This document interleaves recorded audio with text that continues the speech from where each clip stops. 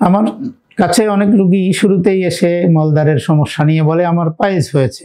আসলে প্রকৃতপক্ষে মলদ্বারে যা কিছু ঘটে সবকিছুই কিন্তু পাইলস না।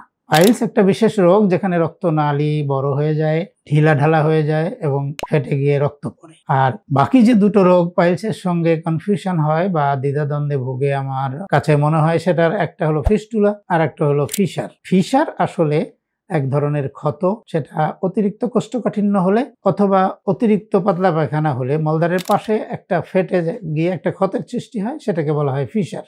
এবং এই ফিশার অত্যন্ত ব্যথাপূর্ণ একটা কন্ডিশন, যেটা রোগী খুব কষ্ট পায়। ফিস্টুলা হলো একটা লম্বা সময়ের একটা অসুখ। ফোঁড়া হয় অথবা ফিশার হয়ে পায়খানা রাস্তার পাশের ইনফেকশন ভিতরে ঢুকে যায়। ভিতরে বলতে সাইডে চর্বি এবং মাংসপেশির মধ্যে ঢুকে যায় এবং সেখানে একটা ইনফেকশন হয়ে সেলুলাইটিস হয়ে পুঁজ জমে যায়। পুঁজ ফেটে গিয়ে সেখান থেকে একটা ক্ষতের সৃষ্টি হয়, যে ক্ষতটার একটা মুখ থাকে মলদ্বারের ভিতরে আর একটা মুখ থাকে মলদ্বারের বাইরে, যেখান দিয়ে রস, পুঁজ, রক্ত বের হইতে থাকে।